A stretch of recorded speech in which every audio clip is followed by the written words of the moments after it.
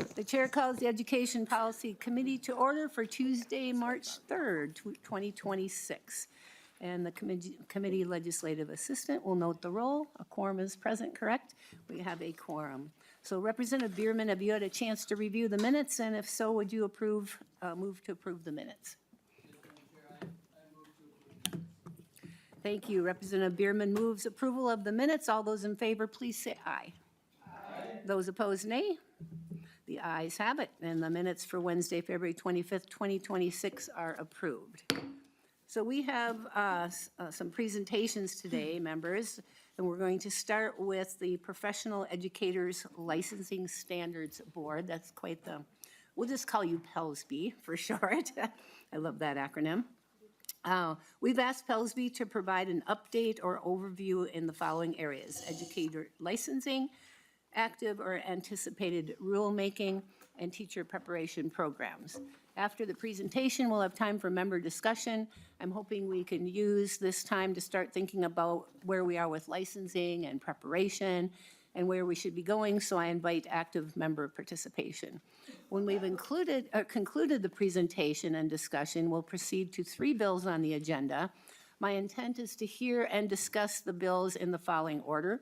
We'll start with the bill draft language of Representative Mueller. Second will be House File 3635 on the Interstate Compact. And third will be House File 3638 with policy items from PELSB.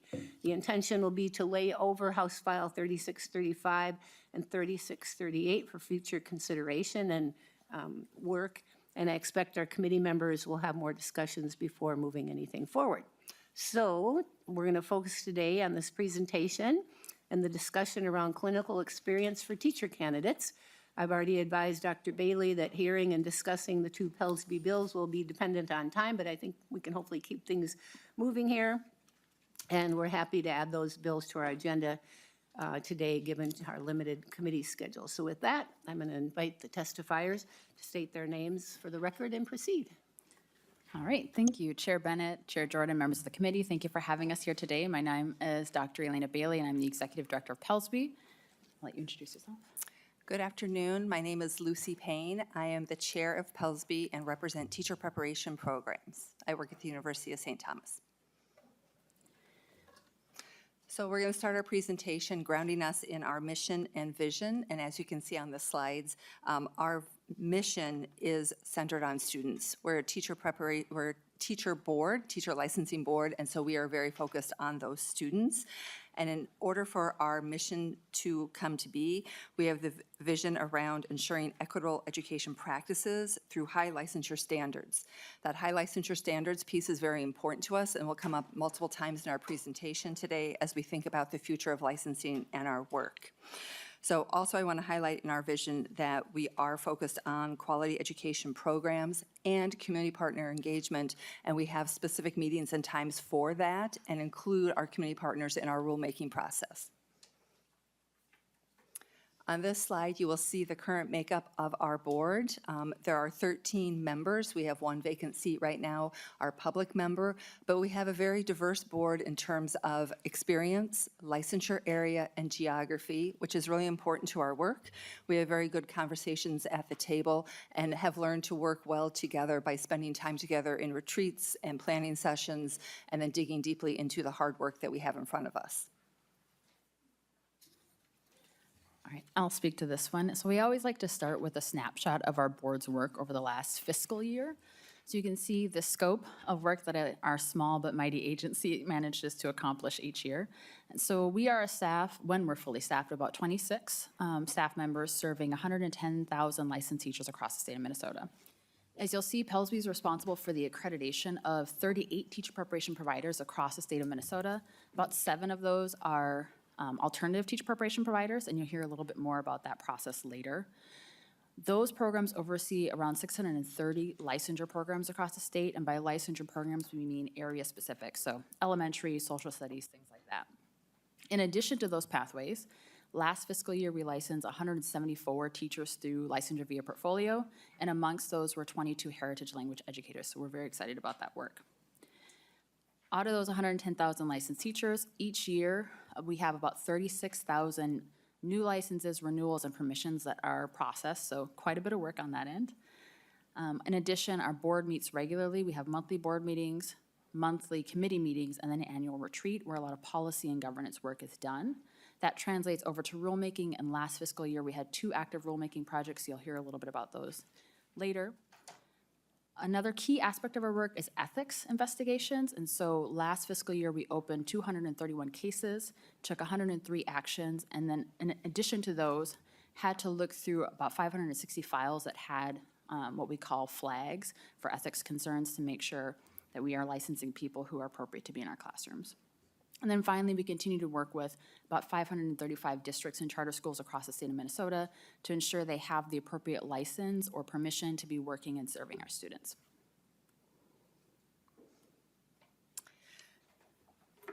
So currently, we have a couple key initiatives that we're working on, and one is streamlining teacher licensure. Our licensure system was built long ago for schools that are based on a factory model of education. You've heard about this before in many committee hearings over the years. I've been here listening to some of those things. But as we think about that, we know that our schools, because of the variety of sizes and geographies and things we have in our state, that having 80 different separate licenses is very problematic. And so we're looking for ways to streamline this licensure while maintaining, according to our mission and vision, high standards. We need the best quality teachers with the right depth of content knowledge in our classrooms, so we're working on streamlining that licensure to meet the future needs of our students. 3 of the areas that we're working on right now specifically tied to this are around special education, science, and arts licensure. We have just directed our rulemaking committees in special education and the arts to narrow some licenses so we have fewer of them but maintain that high standards, that high quality of educator in order to support our students in our classrooms and our districts in filling those positions. The other thing we're highly concentrated right now is literacy. We are very much aware of and paying attention to what's happening in our K-12 schools because we work hand in hand with MTE. We have been working on READ Act aligned work. And so as we look at the reading audit process, this is a deep dive we did into what initial teacher preparation looks like in the area of reading. We reviewed every syllabi at every provider that we have to make sure the right content was being taught at the right depth of knowledge and the application in classrooms. There's more on the reading work, the audit specifically, in later slides. We did have a report to you earlier in January 2025 on that audit. We have another report coming to you in August that'll finish up on that audit, and we have another piece coming after that, a continuous improvement rubric to help ensure that our programs continue to do what's best for students and continue to improve beyond what we'd even hoped they would do. We are also creating some guidance because our districts are very concerned about the professional development that's been done through the READ Act and then what initial teacher preparation is doing. So the literacy audit is telling us where each provider is, and when they meet the high quality standards that we have in place for reading, there will be a web page tied to us that districts can look at to say, yes, this candidate graduated from this program, they have met the same standards, quality assurances as the READ Act PD, and they won't need to do that again. So we're trying to avoid that expense and duplication of learning for our teachers. And the last one we have up there is this collaboration with teachers and teacher preparation on this literacy rubric, which I talked about a little bit earlier. And the great thing about that project is it is a cross collaboration. We do have district level literacy folks with us on that, assuring that the work we're doing in teacher prep is aligned to what's happening in our K-12 schools.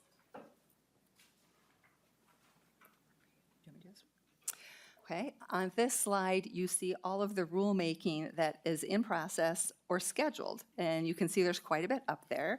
In 25-26, we are wrapping up the process around the school counselor programs, moving those from a PELSB approved process to a national accreditor process, our ECE, early childhood education and educators speak in acronyms. I'm trying not to do that, but early childhood education, again, we're aligning to national standards in that area.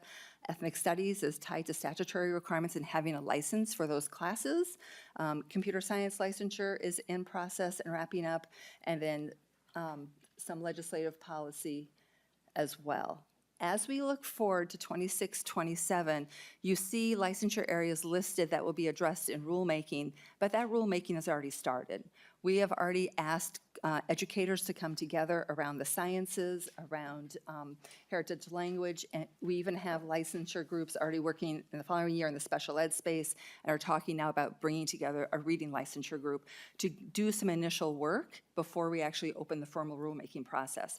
Rulemaking is a very long process because of that community engagement piece, which is very important. We have to involve our K-12 classroom teachers in that work and our teacher preparation providers because it's their work that comes together to ensure that we have the best licensure system possible.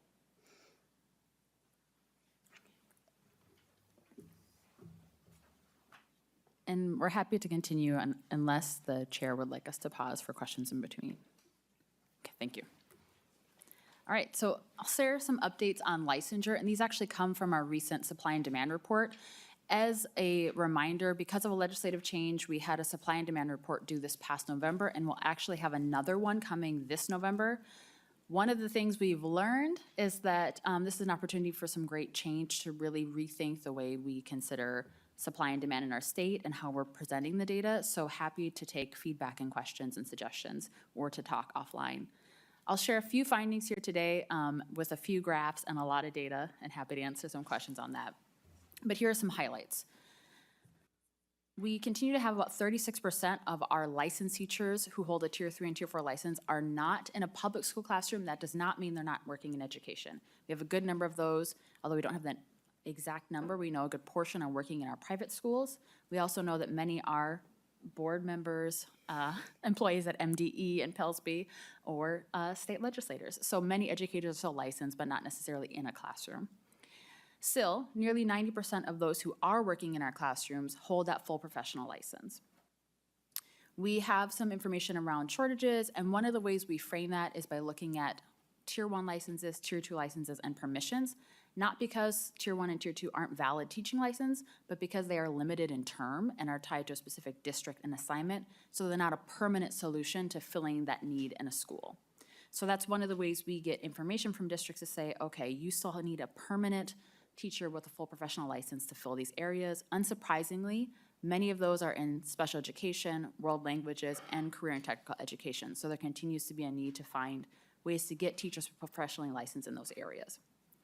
We did see a pretty even distribution of need across all of the regions in our state. So the shortage needs are fairly similar across, whether you're in Greater Minnesota or in the Metro. We saw a slight increase in the number of teachers of color and American Indian teachers. I remember starting 7 years ago at Pellsby, and we were around 5.5%, and I think now we're at 7.4%, you'll see. But there's a significant gap because our students of color and American Indian students continue to grow, so we're nowhere near closing that gap. Unfortunately, we continue to see that nearly a third of our teachers who are new to the profession leave within the first 5 years, and so that we continue to need to make some changes around retention, although I will have some positive data on retention as well in the presentation. And then finally, we did revamp our district survey this year to get some more detailed information on how school districts are perceiving the shortage, and we did see that there wasn't a significant change in what they perceived from the last school year to the school year they were surveyed in. This is a lot of information, but it's just a quick snapshot that gives you a picture of our teacher workforce broken down by race and ethnicity. And so that first or that second column, you'll see the number of teachers who hold a license in broken down by race ethnicity. And then you'll see the tier count shows you in each group how many individuals hold that tiered license. The percentage really gives you a sense of what proportion of each group holds a particular tiered license. So for example, in that first or second row, you'll see about 2.7% of our American Indian or Alaska Native teachers hold a Tier 1, and about 25% of them hold a Tier 3, and nearly 70% of them hold a Tier 4 license. This is useful for showing us a couple of things. One is that the vast majority of our teachers, again, hold that full professional license, both number and proportion-wise. However, you'll see a higher use rate amongst our Black and African American teachers of a Tier 1 and Tier 2 license. So this gives you a couple different pieces of information. This is how we are currently looking at some of the demand in the state, is again, both the number and the percentage use of Tier 1, Tier 2 licenses and permissions. And again, that's only because those are licenses and permissions that can't permanently fill a need in a school. So on the left-hand side, you'll see this is the greatest number. Unsurprisingly, the vast majority of these are in special education, so academic and behavioral strategists, autism spectrum disorders, et cetera, although you will see some elementary, comm arts, things like that. On the right-hand side, we do percentage, and while these are smaller numbers, it helps that you'll see exclusively in world languages and in career and technical education, there are areas that are almost entirely filled by having a Tier 1, a Tier 2, or permission, so there's still a great need for professional paths for those areas. I am very happy to say, though, that the world language need is currently being solved. As you remember from that first slide, we had 22 educators who are licensed with that heritage language that, thanks to you all, passed a couple of years ago, and so some of this will disappear or change in the data over the next couple of years. This slide shows, again, that Tier 1, Tier 2 OFP use across all of the economic development regions in the state of Minnesota. And there is some variation, but as you'll see, it's not drastic, so there's a pretty similar need across the state. I will point out, if you're wondering about that last column, I get that from our STAR report, where we ask districts what license or permission a teacher has to fill an assignment. There are some, unfortunately, instances where a district has someone who doesn't have a permission or a license to fill an assignment at all, or not the correct one, and so they are quote-unquote out of compliance. So that's another way we can think of need in that category. So I'll highlight what's on the row of this graph because it is interesting. We were able to have some really meaningful data from our districts through the survey this year.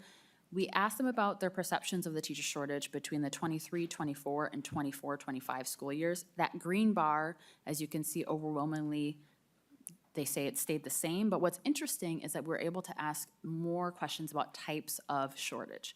So we've had a lot of conversations with legislators and our community members about vacancies, for example, and we're unable to collect that through STAR because, as you can imagine, IT changes are not free, and so we're not able to do it that way, but we're able to get some survey data on it. So you'll see them reporting on difficulties around vacancies, availability of teachers, length of time to fill a position, positions remaining open or courses having to be canceled. Overwhelmingly, though, there's a sense that there hasn't been a significant change, that things have stayed the same.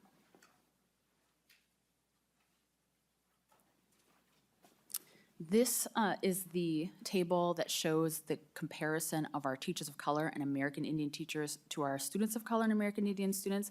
As you can see, statewide, we have increased to 7.4%.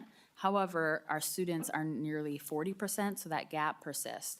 There has been, I will say, great success with some of the programs that you all have funded, but it is not enough to keep up with the growing need.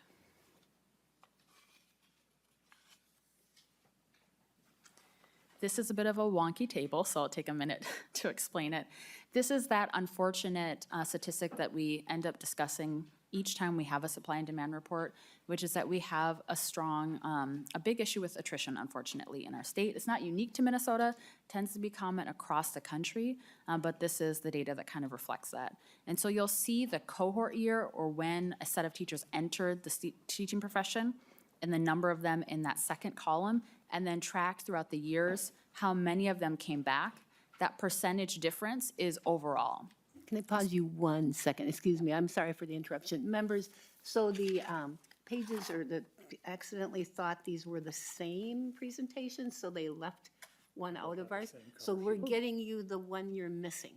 Okay, so there, we could see there's a little confusion, so I wanted to stop so we can concentrate, but go ahead and continue, thank you. Thank you, Chair Bennett. I wondered, I was hoping it wasn't me walking through the tables.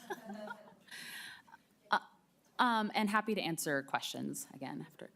So you'll notice the teachers who came in that 2021 year, we have the 5-year data on them, and that's where about 29% of them did not return in their 24-25 school year.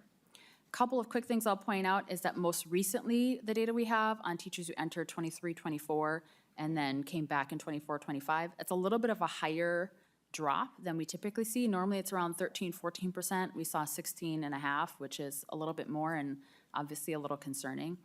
The other thing I'll point out is that jump you see in that third row is around COVID time, and so we did see a bit of a jump there of teachers that didn't return for understandable reasons. Here's the positive slide on retention. So we as a state have really been thinking differently about retention and trying to get a clearer definition. So we're looking at a 5-year retention rate and looking at both the state level, the district and region level, and then the school level. State level, so we can, of course, hopefully provide good data to you all as you're thinking about policies and funding and things like that. But at the school and the district level, because a lot of our community members want to make sure the teachers that serve them are still staying in their schools and in their communities to serve the students that they are part of community with. So of the 73,000 educators that were reported working this past school year, 77% were working 5 years ago. So that's a 77% statewide retention rate. That's great news. About 75% of those were in the same assignment, so that means if they were a special ed teacher 5 years ago, they're still a special ed teacher, which is great. As we move down, you'll see some changes where about 63% are retained in the same district and region, and about 55% are retained in the same school. And again, that's important when you want to know that, you know, a kid who had, you know, Mrs. Johnson in 3rd grade can have their little siblings still have Mrs. Johnson when they get there 5 years later. So we're looking forward to thinking about this data in different ways and how we can hopefully increase our retention rates over the next few years. I think that leads me to end with some of the next steps we've been thinking through.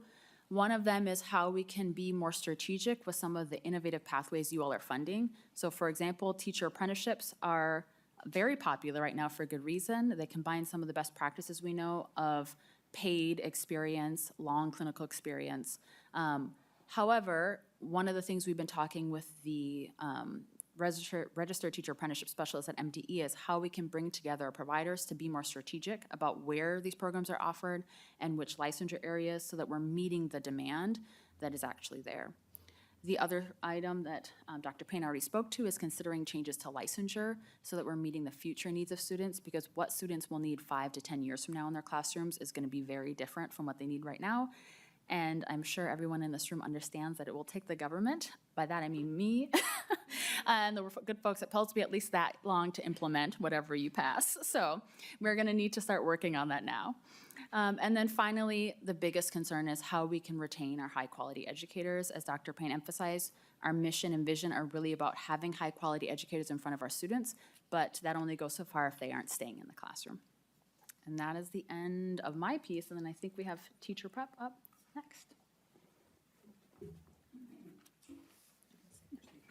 Thank you. And when you're ready, if you can just state your name for the record and then go ahead and begin. And then members, we'll just have questions for all three when they're finished presenting. Good afternoon, Chair and members. My name is Erin Doan, and I'm the Director of Educator Preparation and Pathways at Pellsby, which has a lot of alliteration in it. So keep saying that quickly. It'll keep us all on our toes. Some of these things you've heard briefly about already, but we'll just touch on a few highlights as there will be some conversation around teacher preparation today. For teacher preparation providers in the state of Minnesota, there are 38 currently. You heard 7 of those are alternative providers. That means that not all of them are coming from higher education directly, but can come from school districts or charter schools or nonprofits as well. Outside of that, it's important to know that each of those providers goes through a 6-year cycle of approval in order to continue providing teacher preparation in our state. So submitting a self-study, going through that with a number of peer reviewers, and then coming around 6 years later to be able to go through a site visit and answer questions for, again, that team of peer reviewers for continuous improvement. Outside of the providers themselves, we are in the neighborhood of 650-ish programs in the state. So those are individual licensure programs that are being offered by those providers. So social studies or math or special education. Each of those programs goes through a 3-year cycle of approval with PALSB. Important to think about as we talk about making changes to each of those programs or to the licensure standards. That means that as we are making those changes, we're going to have an implementation timeline where we see those things rolling through over a number of years, 3 in this case. Both the standards of effective practice or the pedagogy standards and each of the content areas fall into that work of program approval. So in order for each of our providers to put a program forward, they're answering to the standards of effective practice plus content area standards, which you see here, the example of math that's in front of you. Another just general update based on the work that Dr. Bailey and Dr. Payne have shared with you already today. A little bit of an update on our reading audit with teacher preparation providers. We went through a multi-step process with them, a high-level audit to see how providers were meeting those reading standards, and then a little bit of a deeper level dive into each of the programs to be able to ensure that programs were meeting the expectations of the READ Act. At this point, we have about 89% of the programs that have already met those expectations and are moving forward, and expect all programs to be through that approval process by June 30th of this year. And then finally, just a high-level recap of some of our future work that is in process right now. Again, working on residency and apprenticeship or ways for teachers to be learning while they are in classrooms for what might not look like a traditional 12-week student teaching. That becomes a bigger and bigger priority for us as we look at the models of what students and teachers need in the next 10 years. As well, evaluating our data collection system so that we have good data and research behind the questions that you all are asking and the PALSB board members are asking about how do we know what's best and which direction should we be going with particular resources or any practices that we're wanting to see aligned in our state. And then finally, more important than ever, is the continued collaboration between agencies to make sure that we are implementing work in tandem. So with the Department of Education's Educator Workforce Center, lots of partnership taking place, as well with the Office of Higher Education, with the Department of Labor and Industry, and now with the Department of Children, Youth, and Families. So continued work in that area and continued collaboration to make sure that we're headed into a place where teachers and students are getting what they're needing to meet where we see them in 10 years. That's all I have for now. Thank you. Is that the end of the presentations? I want to make sure. And thank you for being so diligent on getting us both these. And, you know, this is like I used to have with my first graders, find the difference in these pictures. There's a one-word difference, so no problem. For the pages, it's hard to discriminate sometimes between those. I was never good at those when I was younger either. So, members, we're going to just have some discussion or questions here, and I'm going to take the prerogative actually as chair and ask the first question. I think maybe for you, Dr. Bailey, but whoever. I know it is concerning that almost a third of teachers who start out teaching end up leaving by 5 years later. So my question is, are we collecting data on why they're leaving, and is that available? Chair Bennett, members, it's a great question. So a few years ago, we did a survey to get some of this information, the MinSpire survey, and it's on our website for members of the public who are interested. And we found out it's largely down to things like school climate, community relationships. Of course, compensation plays a role. That tends to match what we know from national research, and so we haven't done much beyond that to continue the survey. And so one of the things we're looking forward to is working with BOSA, the Board of School Administrators, to think through how we can kind of collaborate on some of those efforts on school climate. Thank you. That would be good to know so we can kind of identify what we need to work on more. So thank you. Members, do we have, okay, we have Representative Keeler. Oh, she stepped out. Okay, So Representative Gottfried, and then we'll go back to Keeler, Representative Keeler. Thank you, Madam Chair, and thank you, testifiers. I actually had a question about some of the statistics on slide 17, related to educator retention. I'm curious specifically with that first bullet point all entails, it seems to me a 77% retention rate, or folks of the 73,000 educators that were as reported in as working in this past school year, 77% reported with an assignment from the 2020 to 2021 school year. Is that number inclusive of folks who were originally part of that cohort, but not afterwards? So is this also capturing folks from 2022, 2023 as well? Does this include retirements? I'm just trying to figure out exactly what this number represents. Thank you. Thank you, Representative Gottfried. And Representative, did you have any? Oh, go ahead. Who's? Yeah, Sorry about Chair, Representatives, great question. Dr. Bailey. So there's a slight, your good catch on these are slightly different types of data. And one is that this is of all of our educators that are working in our classrooms, how many were reported with an assignment the previous, or 5 years ago. So that includes not just the full Tier 3 and Tier 4 or newly licensed teachers. This includes all of them. So it's a slightly different group. And then we do have to, again, small but mighty team, our one data specialist, do this by pulling the folks who have an assignment this year and then pulling 5 years ago and matching that up. And so it doesn't necessarily tell us what their different assignments were between those years, but that they were working in an assignment 5 years ago and are today. Does that answer your question?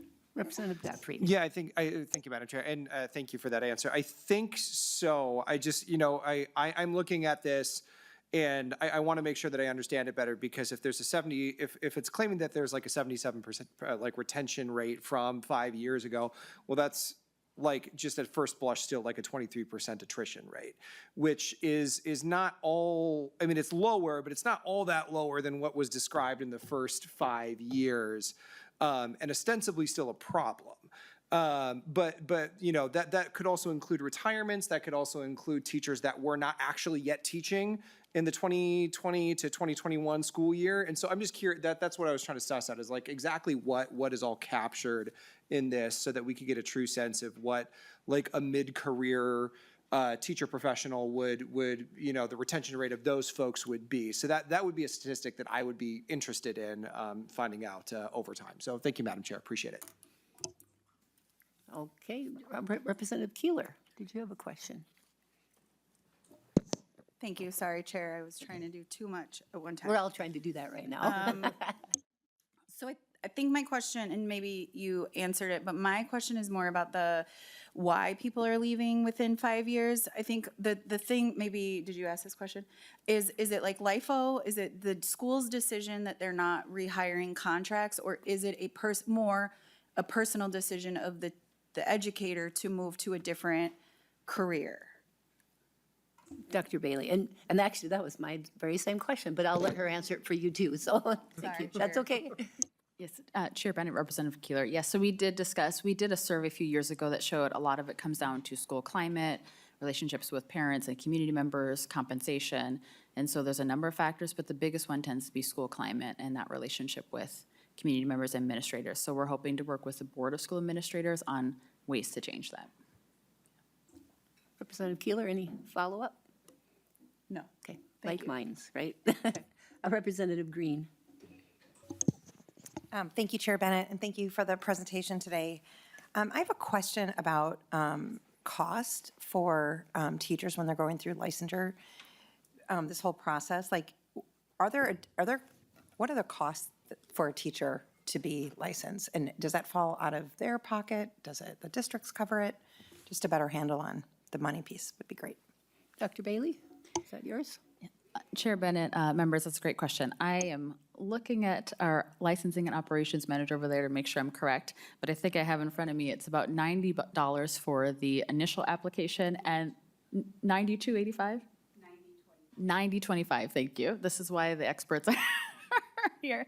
And that includes their licensing fee and their background check. So it's not a lot of money. We actually, as we look at, and if our we have time to hear our agency bill later. You'll see some of the IT changes that we're working on and the continued need to have funding for that. And one of the things we've looked at are the fees, because we are drastically lower than every state around us. I think our good friends in North Dakota are around $200 to $250 per license, and we are less than half of that.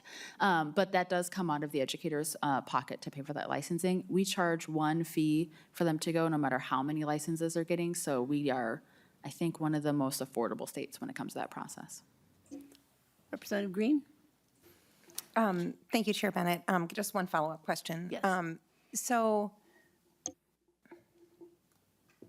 and that's yearly, or just one time out of the gate? Dr. Bailey? Yeah, Chair Bennett, Representative Green. So that is depending on when their renewal of their license. So if it's a Tier 1, it is yearly. If it's a Tier 2, it's every 2 years. But then for Tier 3 and Tier 4, you're going to be 3 years to 5 years.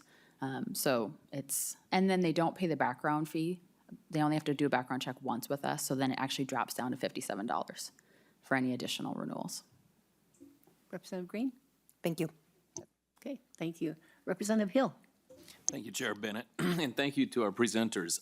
One of the matters, issues that I think has a lot of impact on retention of educators has to do with the lack of uniformity around mentoring programs. Not all districts even have a mentoring program for their new hires, and these mentoring programs show to be a great return on investment for retaining our young educators as they come into the field.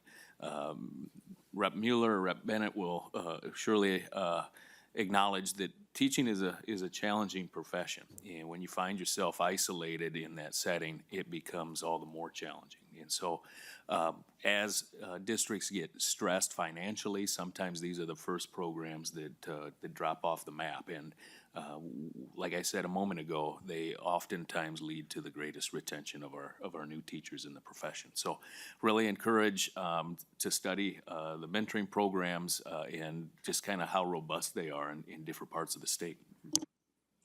Any comments or? Yeah, Chair Bennett, Representative Hill, great. I'm glad you brought that up. I should have mentioned that with the survey. But we did find that nationally, there's a lot of research on mentorship having a significant impact on retention. And so we're working with a few different schools on possibly case studies on best practices and how that might result in some policy proposals down the line for you all. So thank you. Thank you. Representative Gordon? Thank you, Chair Bennett. Dr. Bailey, you had mentioned the percentage of teachers of color and American Indian teachers doesn't proportionately reflect the diversity of the student population. And I'm just wondering, if there was an exodus of white teachers, then your proportionality would improve, but would that be a net benefit? Dr. Bailey? Chair Bennett, Representative Gordon. So that would, I don't think, benefit anyone. I think part of this conversation you've heard is we want to retain our high-quality educators regardless of their race or ethnicity or any other identifying factors. We do know that there is ample research that shows that teachers of diverse backgrounds benefit all of our students just because they're exposed to different ways of being and thinking in the world. So it is always wanting that to have the balance of exposure of our students to teachers of all backgrounds. But retaining our high-quality educators remains a top priority. Representative Gordon, any follow-up? Sure. Thank you, Chair, and thank you, Dr. Bailey. Yeah, I mean, I agree. I think any good teacher is going to be a benefit for our students. I just think that the statistic is kind of silly. We should be focused on hiring the best teachers regardless of race or ethnic background. Thank you. Thank you. Representative Mueller? Thank you, Chair Bennett, and thank you, guys. I have always had good conversations with you, and all the comments that my colleagues have made up has been really amazing. I did have a couple of questions about teacher licensure as well and clock hours. And so having to renew my license this year, which is exciting, I did get to see some of the requirements that we had to do, and looking through your bill, seeing if we get through that or not, there is seemingly going to be some changes in clock hours for that. And one of the things that I have signed on to is House File 60 as well, that talks about specific clock hours for dyslexia training as well. And so just wanted to know, one of the changes that was in your bill was changing 1 hour to 5 hours of clock hours for mental health, and the rationale behind that, why it, anyway, it's just some of those things, and if you are still hoping to see, I did not see it in your agency bill about having dyslexia training as one of your clock hour changes, and so. Who would like that? Dr. Bailey? Chair Bennett, Representative Mueller, I can start, and I don't know if Dr. Payne wants to speak to the reading portion. But for the mental, we're trying to shift it to mental health, which is a more holistic concept. That is already a current requirement. There isn't a set number of clock hours to the entire one, but it requires at least 1 hour of suicide prevention, and so that was shifted to, I believe, 5 hours on suicide prevention, included in the broader training for mental health. So districts, local control do varying ways, but it wouldn't change necessarily that broader number of clock hours for that training, just up the training around suicide prevention, given what we're hearing from schools and what our students' needs are right now. With regard to the dyslexia, I can say we have a significant work that's been done on the teacher prep side, and then it should be incorporated into that reading requirement that is there for teachers, but I don't know if you want to, or anyone wants to add to that. Okay. No? Okay. Representative Mueller. Thank you, Chair Bennett. And yeah, I just know that as I know it didn't increase the total number of clock hours. I just know that, you know, for someone who went through the process just recently, like January, it was interesting to see, you know, I had more than enough clock hours in other places, but then to follow those specific requirements, which I don't disagree with, it would have been a very different experience for me to suddenly have to do, you know, an hour of professional development versus 5 hours of professional development. And as a person who is not currently employed by a school district, I'm still long-term subbing, still all those things, the cost of doing it is different. It's very different, because when you're employed by a public school, all that cost is kind of absorbed as you get that professional development through your employment. As someone who needed to find those classes on my own, that got a little tricky. And also, and again, happy to do it. It was just I had to do a lot more digging than I was expecting. I know that I was looking through some of the websites and trying to find, okay, where were some of the classes that were approved? And some of them were classes that were only approved for school districts and were thousands of dollars, which I understand. Others of them I had to dig through a little bit, and I'm like, okay, here's a $30 option. Okay, it's something that I think that as we have teachers who are wanting to, when we want them to get back into the profession, it's something that maybe we need to think about as what are some of the offerings, especially those who are not currently employed into the school district. Thank you so much, Chair Bennett. All right, thank you. That's it, except I do have one more question, Dr. Bailey, if I could. And I'm just wondering if you could elaborate a little further on the specific licensure for ethnic studies. And I'm wondering, does that mean that a social studies teacher would not be able to teach a ethnic studies course? Chair, Dr. Bailey. Chair Bennett, so I was trying to find my slide, but it's lost in there, so hopefully it's in your packets.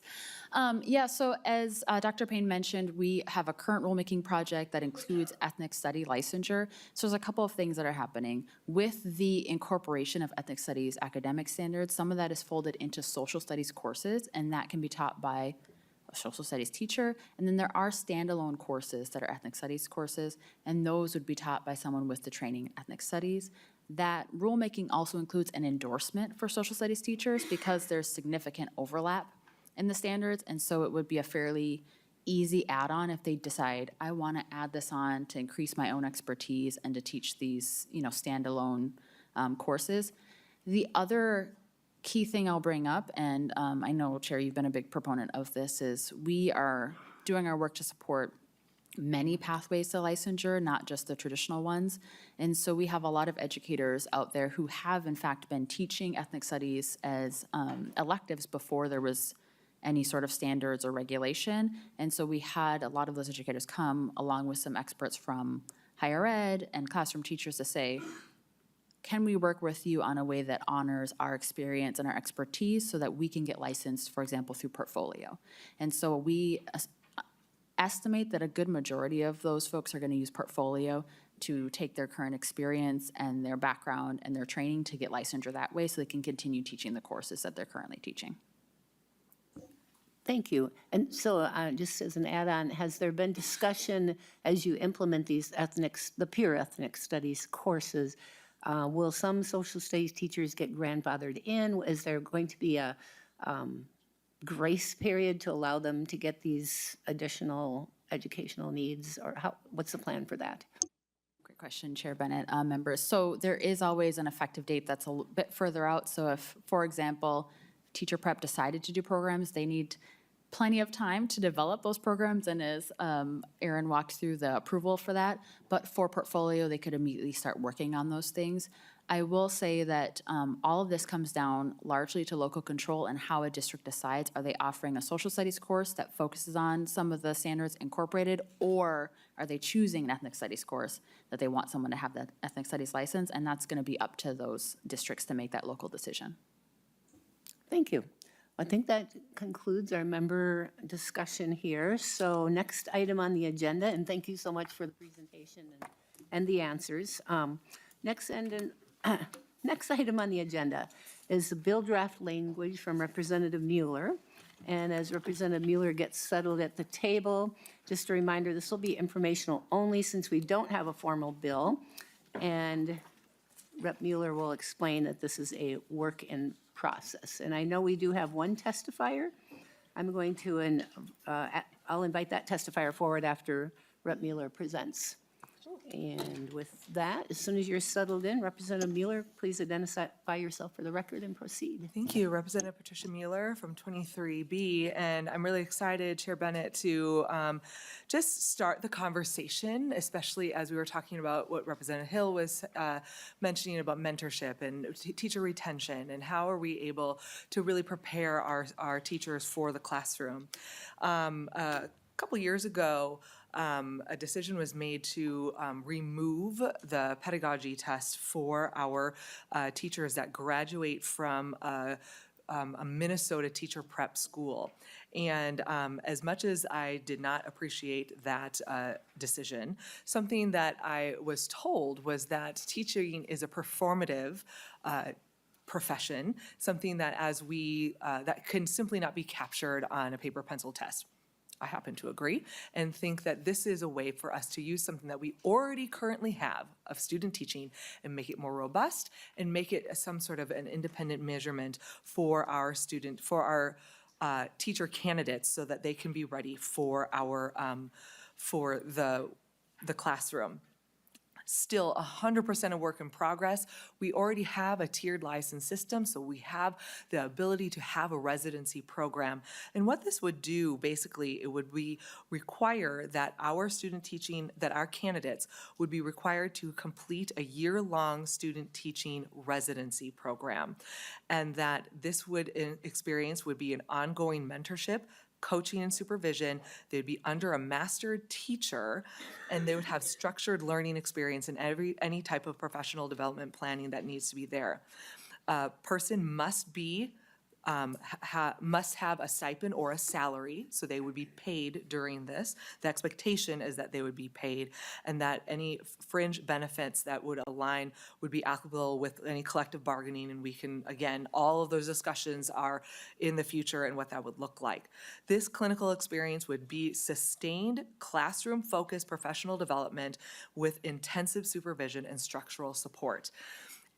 I don't know about Mr. Hill or some of our other teachers in the room, but I had a very, what I think, truncated experience where I was in the classroom for maybe 8 weeks. And that at that time, this was back in the early 2000s, don't want to date myself, but back at that time, that I was only required to be in charge of all the classes. I did an 8th grade English school that I was at, position, that I only had to be in charge of all the classes for 2 weeks.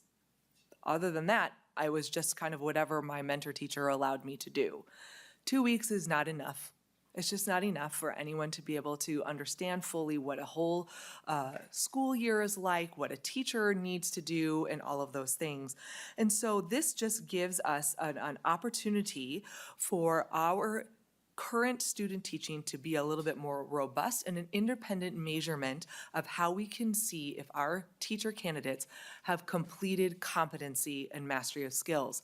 This is work already being done in Louisiana. Louisiana completely has a mastery of competencies for their student teachers, where they actually have a list of competencies that they are looking to see the teacher candidate fulfill before they're able to get full complete practitioner license.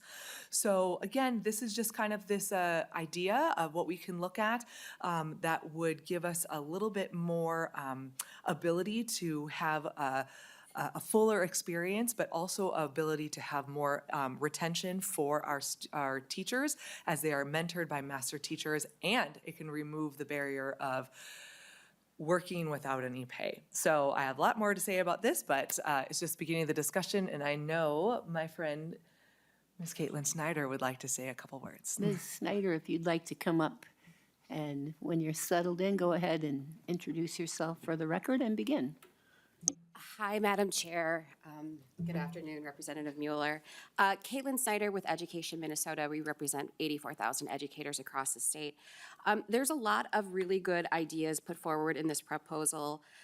We have a 30-page document that guides all of our legislative positions, and our top priority in preparation and recruitment and retention is saying that we need paid student teaching, registered apprenticeships, as you have been working on as well, or residencies. Like, we need to remove this barrier to entry for teachers across the state. I also appreciate how this bill sets time for mentorship. The percentage of 80% teaching, so as they'd have time to actually meet with their mentor, how the mentor is called out and compensated in this proposal, I think those are really good bones. And we appreciate how much time there is for the mentorship and induction of probationary teachers. One of the pieces we don't love as much is the divide that we have between our traditionally trained teachers and our non-traditionally trained teachers. So I studied Spanish at the University of Minnesota.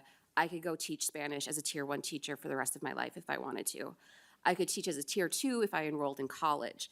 The way I read this bill, it would add another year to teacher prep for our traditionally trained teachers.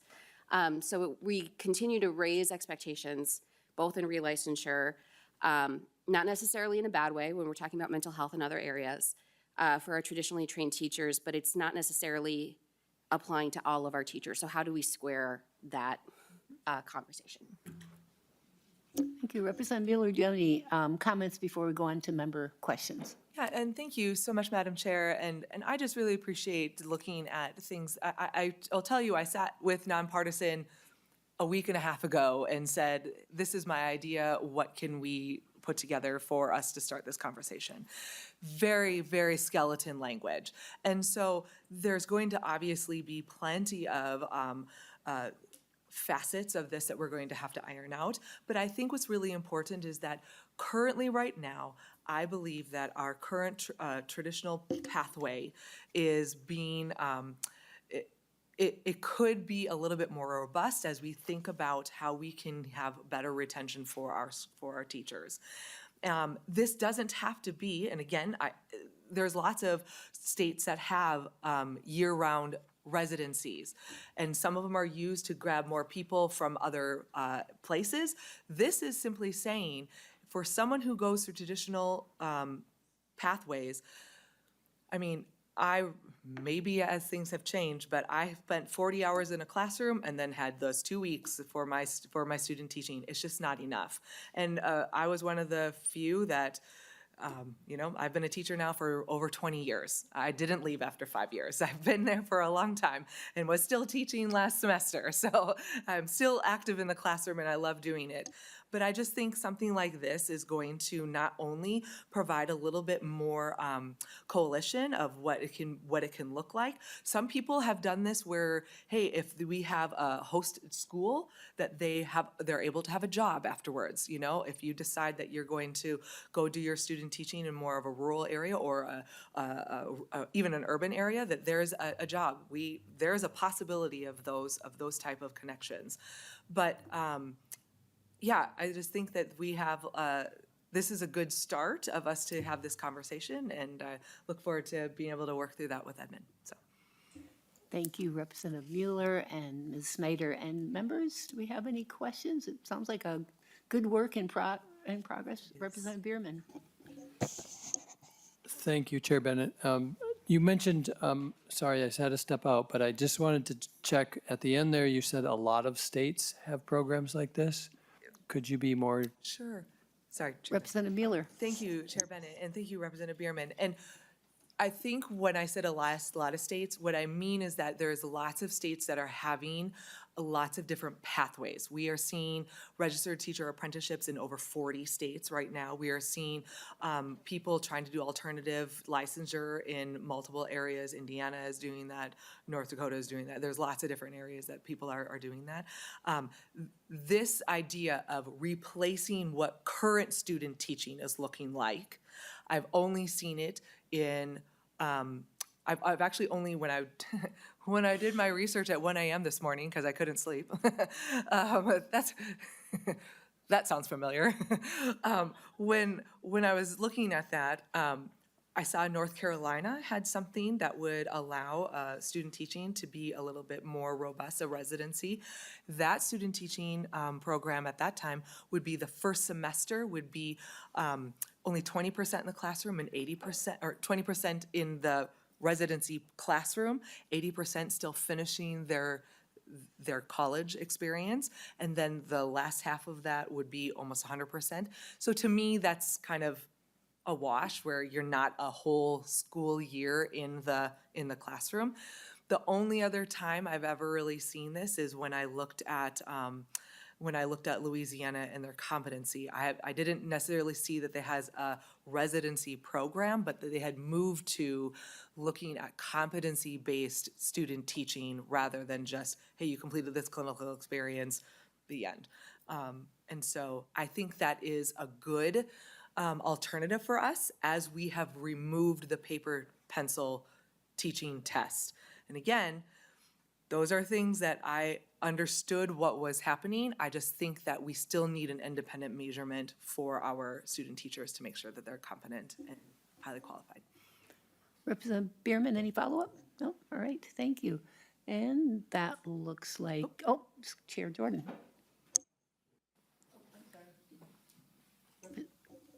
Representative Keeler, and then Chair Jordan, I'll let you end that here. Go ahead, Representative Keeler. Thanks, Chair. I have a bunch of questions, and we can meet offline because I know that this is like in the works. But so a couple places it just says like includes a year-long student teaching or full school year. I guess because this is more in higher ed, right? Like when people, and we've done a lot of work to try to get over that one weird semester that's like you're a student at a higher ed institution, but you're not earning the credits, you're not able to get scholarships because you're not identified as a full-time student. You know, we've talked a lot about this. So if a student right now would be doing their semester of student teaching in the spring to graduate in May, tell me what you mean when you mean a full-time, because what I'm nervous about is that it has to be a full school year, and the way that people are set up in college and they're doing different things. Now we're making them wait until fall to have a year. And so I just need you to kind of walk through that, because what we don't want to do is extend more time in higher ed. I agree, both the host teachers should be paid and checked on, because a lot of times they will just pawn things off onto their student teachers, and we don't want a year of pawning off, right? We want it to be, and so I do think paying and checking in, but more than just the teacher candidate compensation, I think to ask them to be in an education setting for 1 year, we also need to address benefits. and what that potentially looks like, because we're taking on now what could look like 5, maybe even 5.5, 6 years of a higher education lane. And so if you just want to answer high level there, and then maybe we can lean into it a little bit more, but those would be the big things that I get worried about. I hear what you're trying to do. I appreciate what you're trying to do. I just do not want to prolong the higher ed experience, because I don't think we can cut short, any practicum or early education work in the higher ed path. Good questions. And Representative Mueller, we're going to give this probably another 5 minutes, and then I want Pellsby to get a chance to have their bills heard. And excellent questions, but I'll let you go ahead and respond to that, and then we'll have Chair Jordan. Thank you, Chair Bennett, and thank you, Representative Keeler. Pellsby in the bill currently, as it stands, would still have to do some rulemaking and to be able to talk about what that relationship between, student, teacher, mentor, teacher, what that would actually look like, so that it's not just, hey, look, you're like my little assistant and go ahead and do that. Like, this is a specific, if my goal of making this be a performative thing so that it actually is a good replacement for, in what my opinion of the pedagogy test, this would be more than just, hey, I'm your assistant for a year. That doesn't make any sense. For your initial question of, we don't want to prolong this, I could see us, because I was one who actually had to go an extra semester. I wasn't ready to graduate in the spring, and so I started, and I graduated in the winter. So it is kind of that weird thing, and school is weird that it doesn't follow a calendar year, so that's awkward. But I could see us doing some exceptions for this, as if it was a year-round experience that, but they still needed to finish up a couple of classes, we could still make that be a 60-40 type of thing where they can still finish up those classes but still expected to be part-time at the school and then move into full-time at the school. I'm open to those discussions because of the fact that things get a little strange that way. My goal is to make sure that we have a full school year of mentorship so that we can see that these teacher candidates are ready for the school. And honestly, this is why registered teacher apprenticeship was so difficult, because teaching isn't plumbing. And it's not the same as doing something as simple as, go and do this. Teaching is much more complex than that, and so it deserves a lot of discussion, and this is just the start of that. So, thank you, Representative Keeler. Thank you. And Representative Keeler, are you okay with taking the rest of your questions offline? I think they're really good, and since this is a work in progress, it's very good. So thank you for those. Chair Jordan. Thank you, Chair Bennett. And before I thank Vice Chair Mueller, I want to thank you for having this conversation, because kudos to you, Vice Chair Mueller. I think this is a really good idea, and I'm not going to ask any questions. I'm just going to throw some things out here that I hope you'll consider. One is kind of that subdivision 3 for teacher candidate on 5.4. I think that's going to need a lot of examination from some lawyer types, and probably like Bureau of Mediation, just because I've done some of that work with all of that, and there are going to be a lot of CBA interactions. I think it would be interesting to talk about what the difference is between a stipend and what the difference is between a salary. Those can be very different things, and they can be quite significant, and how that is going to interact with existing collective bargaining agreements that can occur based off of the steps and lanes.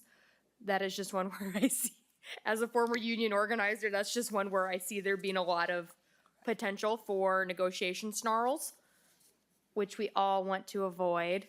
But I think this is a really great idea, and I do think we're like in talking about that retention conversation we just had. I think making sure that some of the people who we want to be, I'm also want to know how this is going to interact with things like grow your own programs, which has been one of the number one ways we've gotten more people with who, like, in some ways have actually already undergone some of this work, but how this will interact with grow your own programs to get people like our ESPs on a full-time teaching license. That's something that I think we all agree has been an amazing program, and we want to see more teacher candidates like that who probably don't have a year to take off of their life if the stipend is going to be something that is less than their current salary, as in paraprofessional, for example. And so those are some things I would like us to work on going forward, is some of those issues around, teaching is an art. I agree with that. It's a calling. It's obvious talking to Dr. Hill and yourself and Chair Bennett and all the other educators that we know that this is truly a calling and an art, but it's also a job. And making sure that and that has been one of the things when I talk to teachers who have left the classroom, they just found better jobs, period, where they made more money, they had less stress. And so thinking through this and how we can make this both that calling and art, but also that job is really important. So I hope we can think through some of those things as this moves forward. But thank you for all your work on this.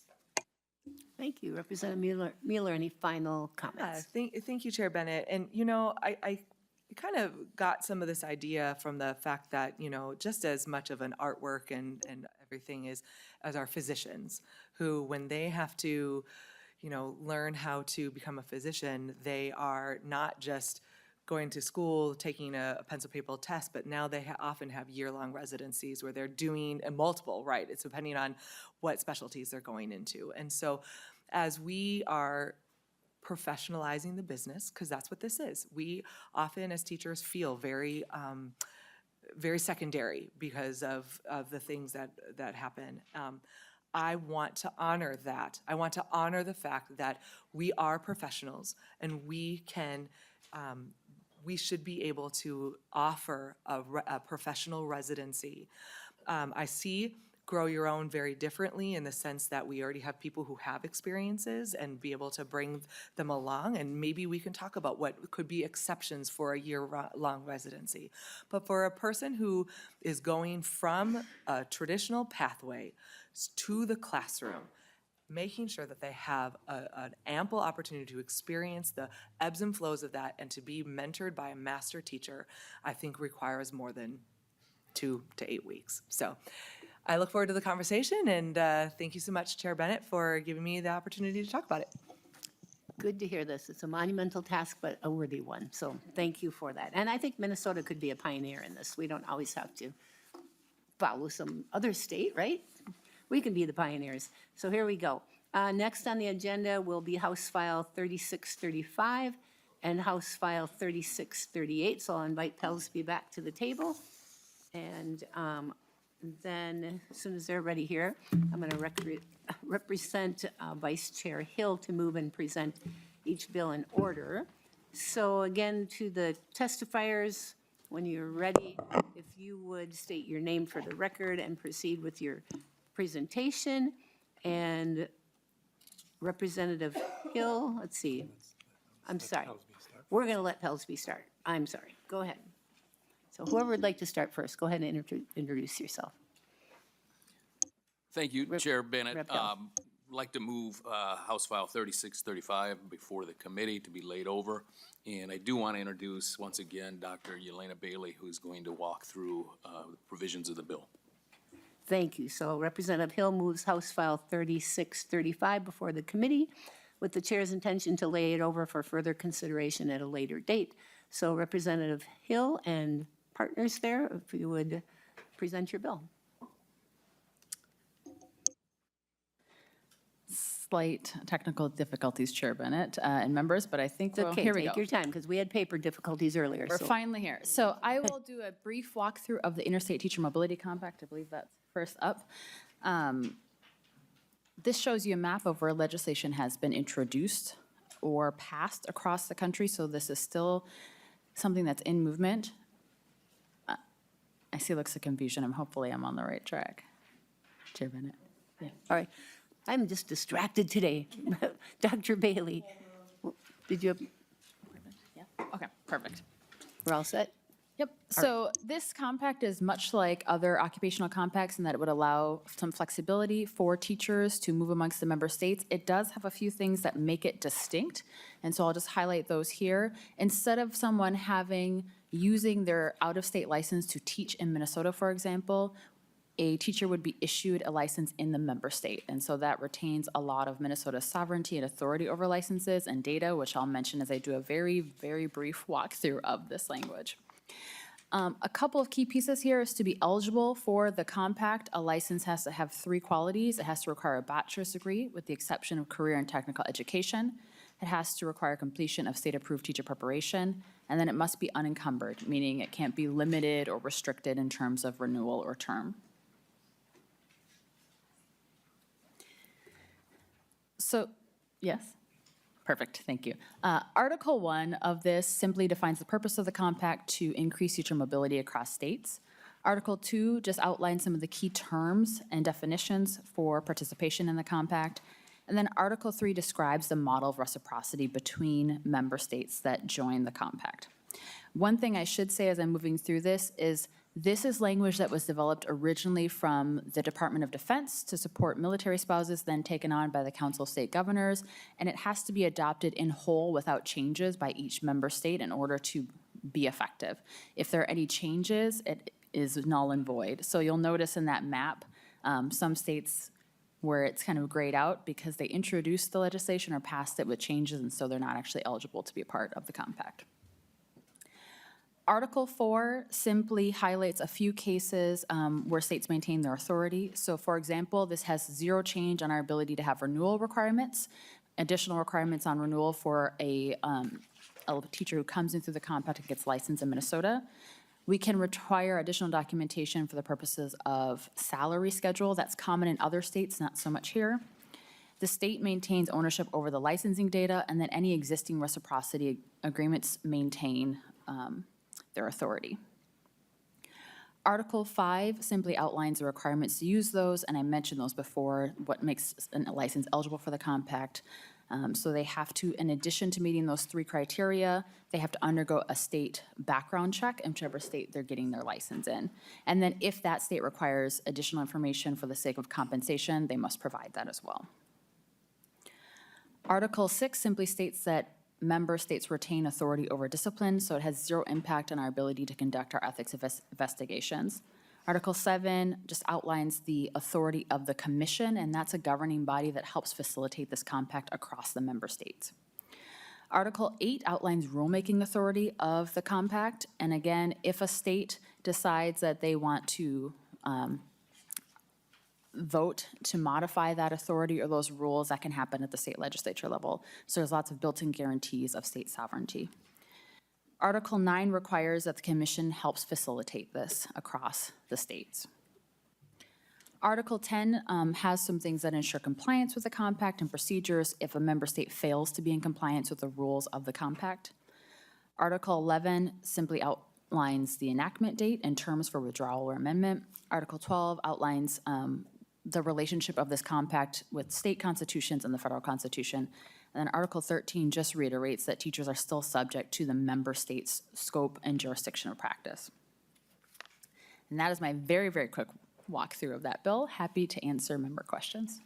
You did a good job with that, Dr. Bailey. And what I'm going to have you do, and I'm sorry to be confusing or if it makes it more difficult, but I'm going to have you continue your presentation. So we'll get that done just for time's sake. Then we'll discuss each bill. You know, we'll start with 36, 35, but go ahead and continue your presentation if you would on the other bill as well. And then we'll, pardon? Thank you, Oh, Dr. excuse me, wait 1 second here. Excuse me as a chair. I have thank you, Madam Chair. I have a procedural question. This bill is currently on the table before us. Do we need to lay it over and pick up the other bill, or she's just going to speak? We're all good? Yeah, Okay, great, we'll have thanks. excuse me, thank you. We'll have the presentation, but then we will go back to the original bill that's already on the table here, or whatever the proper wording is for that, and go on. But go ahead and finish giving us information, and then we'll go from there. Thank you. And good question, Chair Jordan. Okay, great. Happy to speak to our agency bill. Chair Bennett, members. So this is a pretty simple bill in terms of operations, and then there are a few pieces that I know Representative Mueller kind of signaled to around the renewal requirement, and then something that helps with out-of-state reciprocity.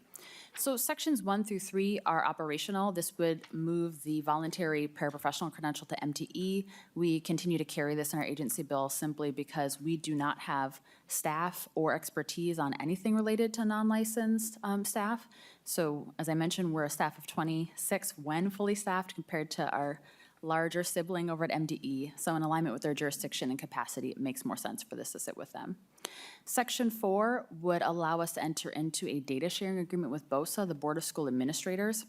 We currently have a data sharing agreement with MDE, and sometimes for the sake of checking compliance or being able to license their school administrators, they need access to data on assignments, but because it's private until we publish it, they can't get that data, which of course delays things for our school administrators. So this is simple, allowing us to enter into a data sharing agreement with them. Section 5 would allow PELSB to add forfeiture fees to our operations budget, and I believe, I don't know if the language carried over here from the Senate, but this would be used for our IT needs. So the government relations from Minute was here, but had to unfortunately leave, but would speak to the fact that ongoing maintenance for our system, once it's finally built, will be more significant than they anticipated. So in an effort to not have to ask you all for more money, this is one way that we could address that need.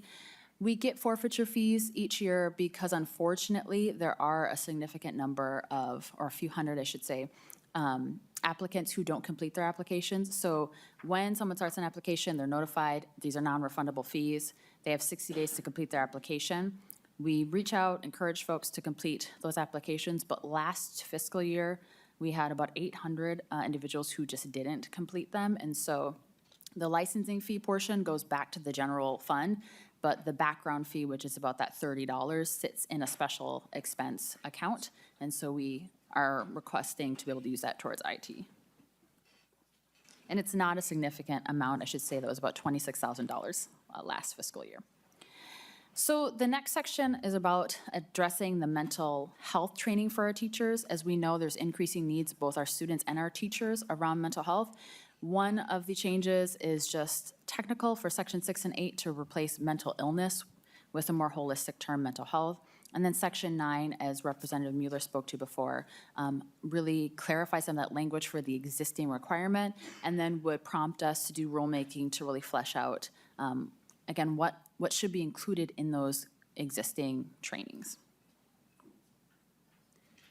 Section 7 is about removing barriers to licensure, and so this would change the eligibility for Tier 2 to include teachers who are in an out-of-state program with aligned requirements in student teaching. And this for us is a bit of an equity piece, so once someone completes a program that's out of state, as long as there's equivalent student teaching, they get a license here immediately as long as they've met the testing requirements.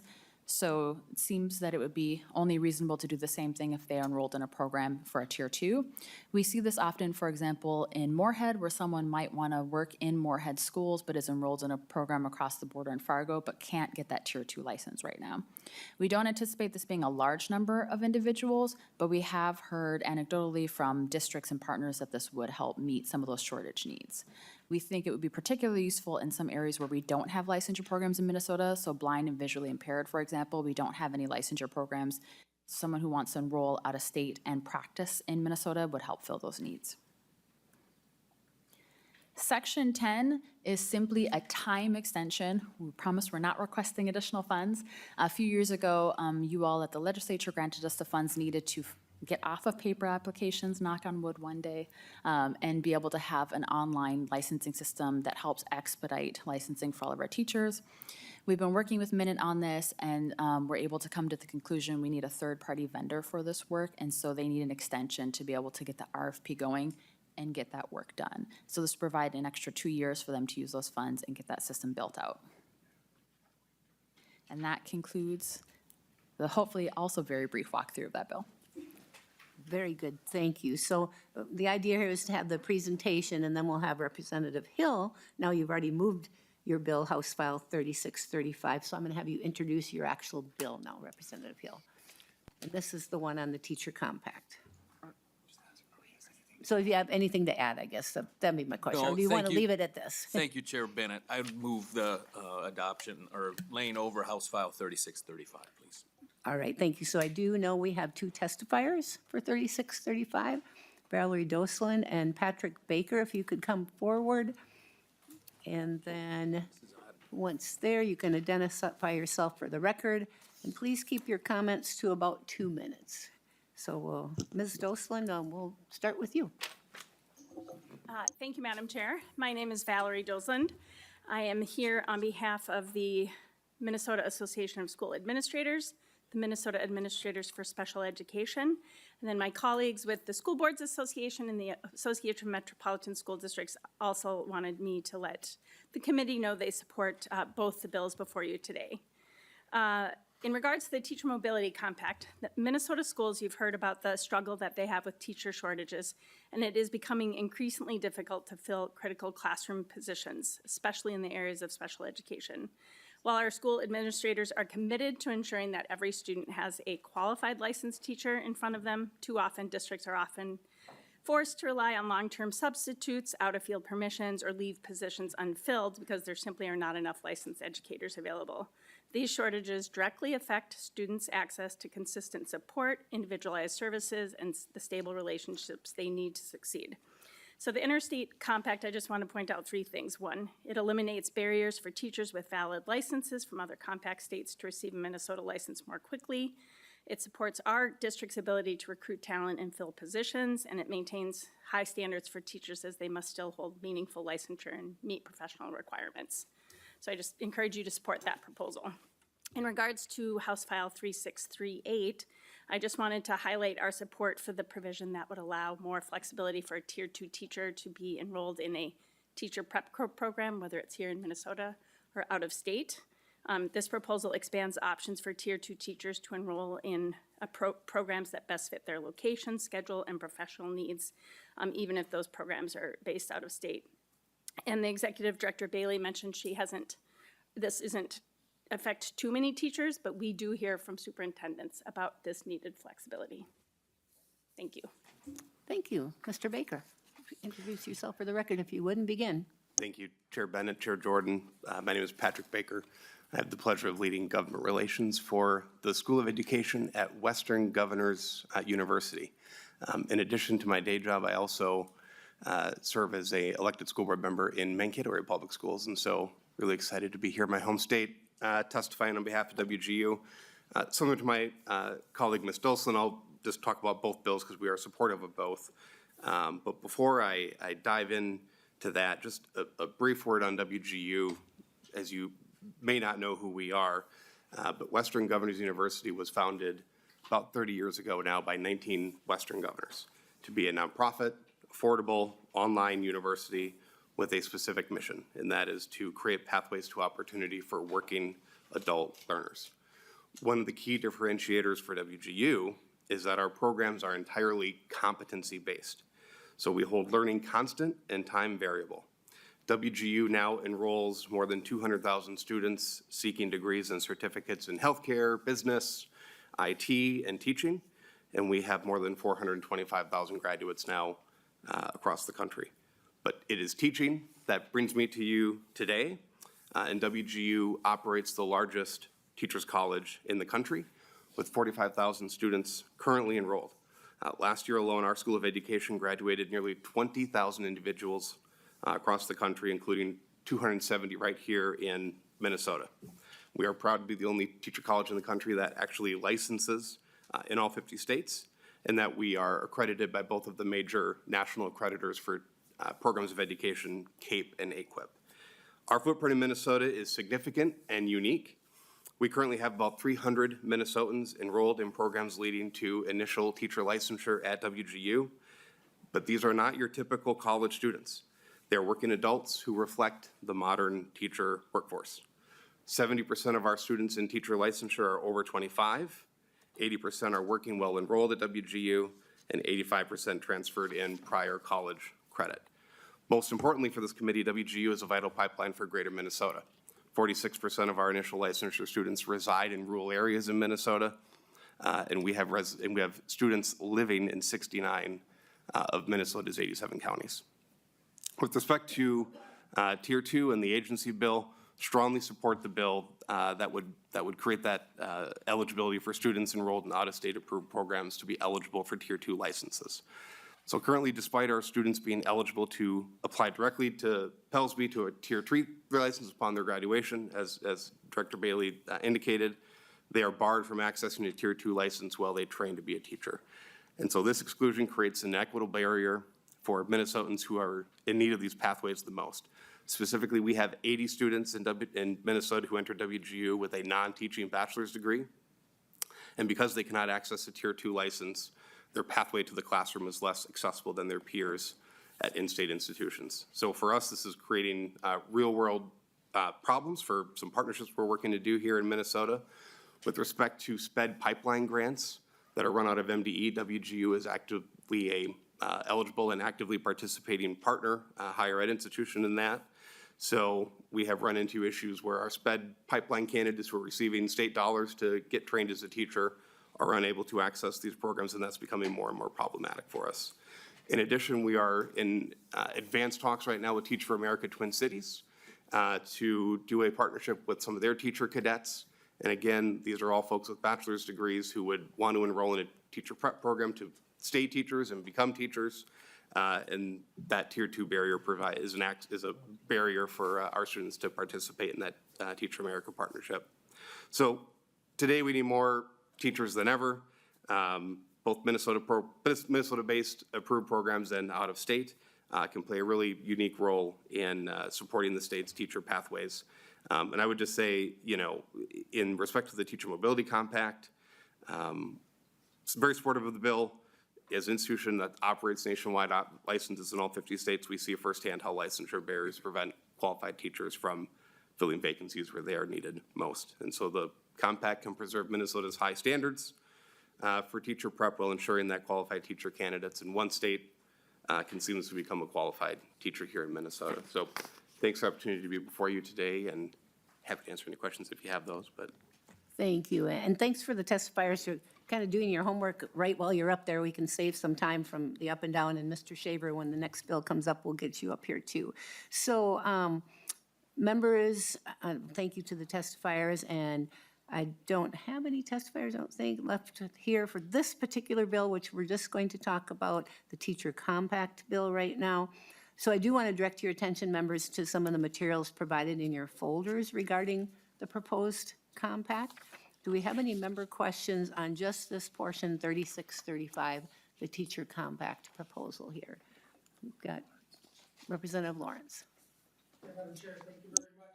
Representative Hill, quick question. I don't know if the testifier answer this question or not, but as we look at joining this compact and the possibility of being a part of a compact like this, for us as a state, would there be any additional requirements of an educator to teach in Minnesota? Would there be any additional classes, any additional hours that they may have to take if we were able to join this? Representative Hill. Thank you, Chair Bennett. And just speaking from my own experience, the answer is no. My own experience, my wife's career took us shortly after I started my teaching career to Pennsylvania, suburban Philadelphia. And the amount of gymnastics I had to engage in to get a Pennsylvania license to teach during those 10 weeks of summer was quite a bit. And so what we're seeking to do here is to remove barriers that would allow educators to enter into our state and serve our students here. Representative Lawrence, any follow-up? Okay. Thank you. Representative Green.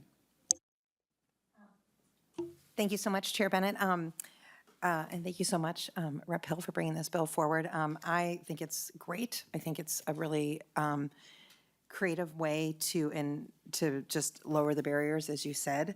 I was just curious about any kind of data or research that's been done on how many teachers move around from state to state and what that looks like. Dr. Bailey, it looks like you're going to take that one. Would you like to? Chair Bennett, members, we don't have that in front of me, but the compact has its own website with some resources, and I believe they do have some of the data on there, as well as the Council of State Governors has some data on that as well. So happy to chat offline and see if I can find some of that for you. Good to go. Chair Jordan. Thank you, Madam Chair. And I have two questions. My first one is for Dr. Bailey. It's great that there are not additional barriers for Minnesota, for people who want to become a Minnesota educator, but are we missing anything by joining this compact? Like, kind of the opposite question. Are we missing anything in licensure if someone is, we have different licensure standards in other states?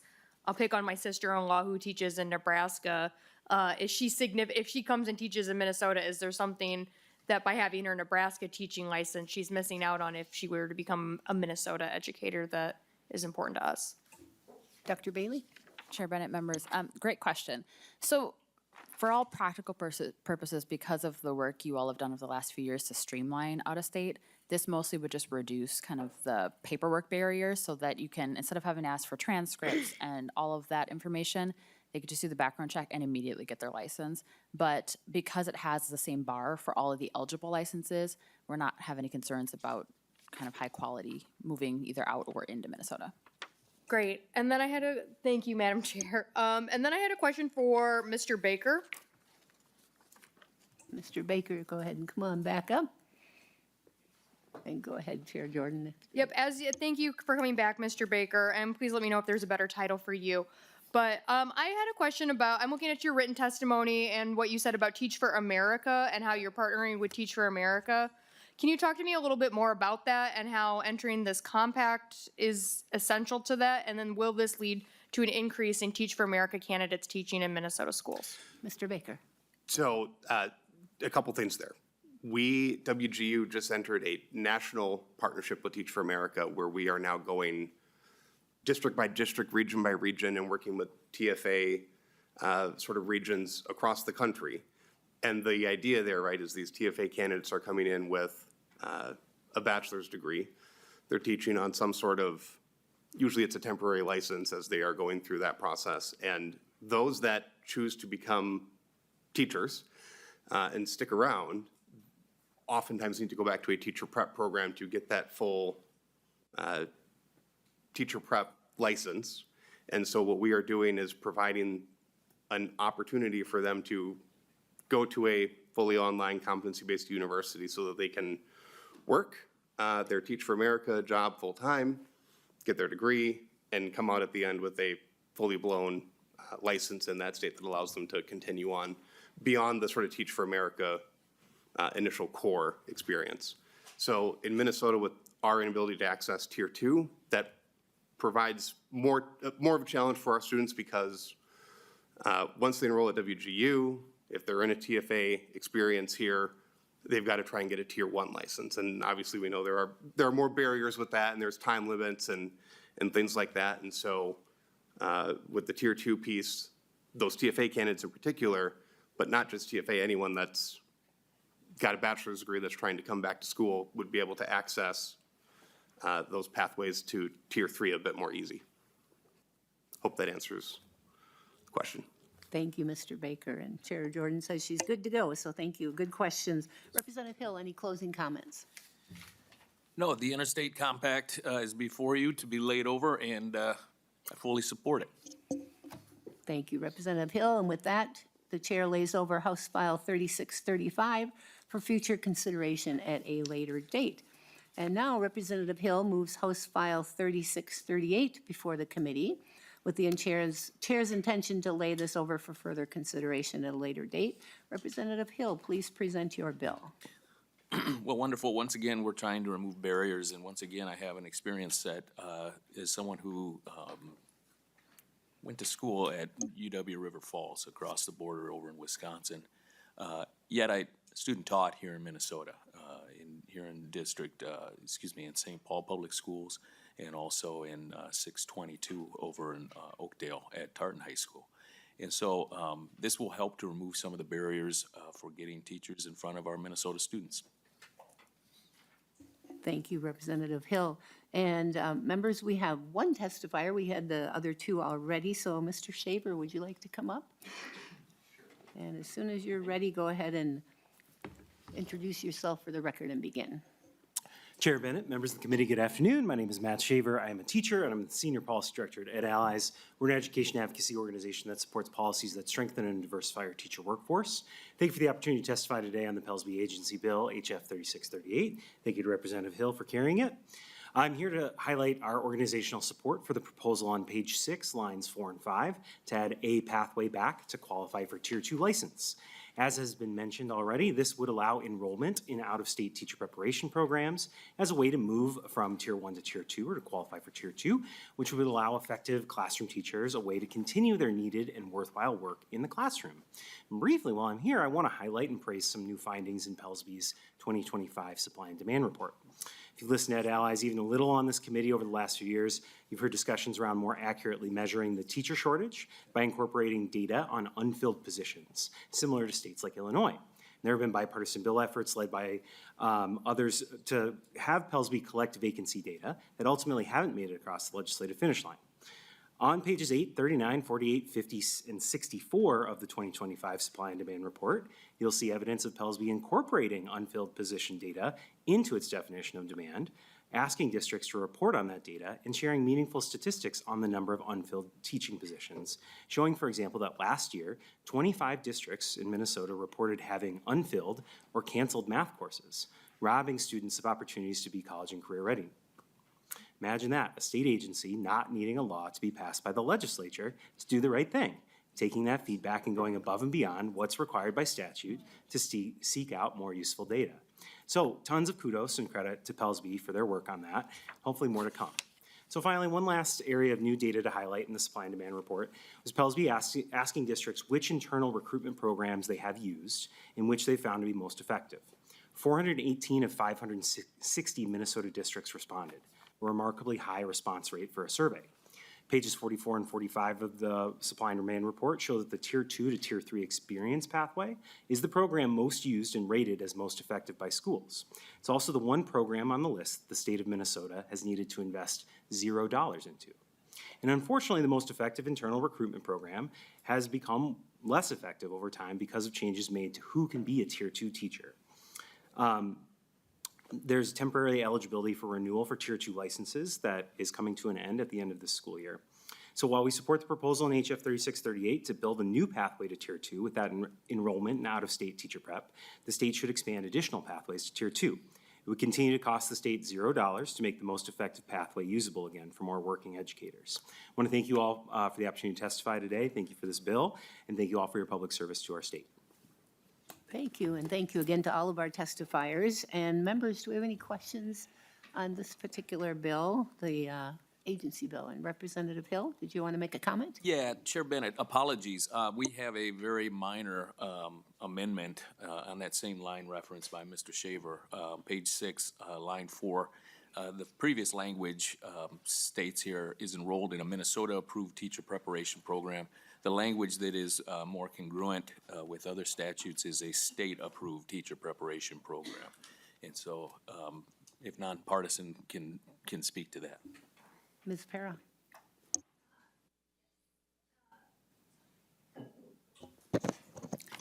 Chair Bennett and members, yes, so the amendment would read page 6, line 4, delete Minnesota approved and insert state approved. And we can make a note of that. Thank you. So we just. That.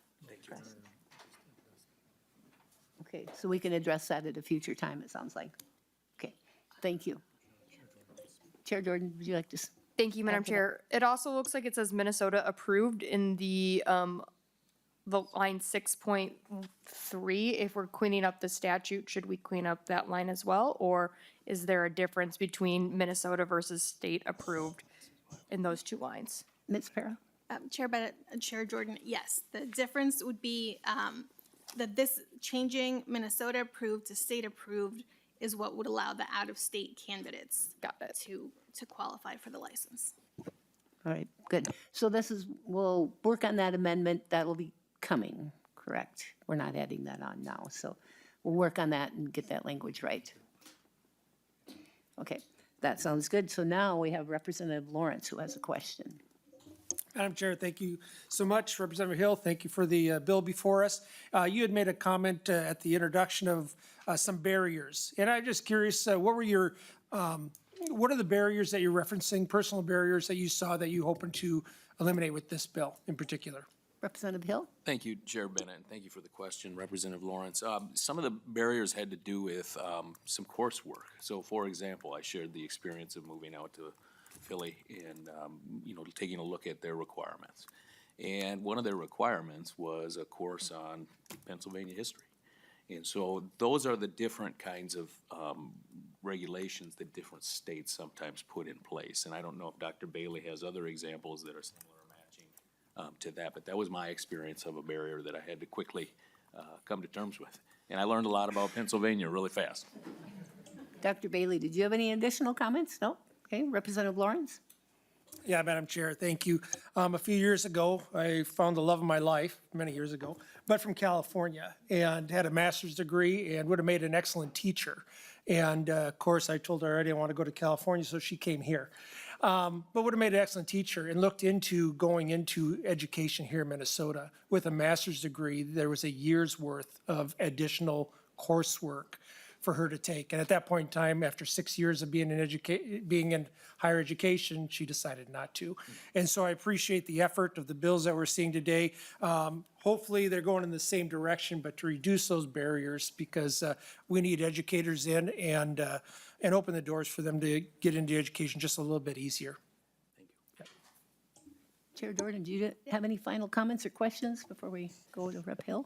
I will just say, Madam Chair, that I am very grateful to Vice Chair Hill for being our Pelsby guy on the DFL side here. It's a lot of work and it's a lot of technicality, and your experience and dedication to this definitely makes my life easier, but it also makes the lives of all Minnesotans better. So thank you for that work. Vice Chair Hill, do you have any Thank you. closing comments? Thank you, Chair Bennett. Just a special shout out to previous chair prior for quote unquote making me the Pelsby guy. So here we are today. All right. Well, thank you. Well, with that, the chair lays over House File 3638 for future consideration at a later date. Members, that concludes today's agenda. Our next meeting will be Wednesday, March 4th, 2026. And with that, the committee stands adjourned.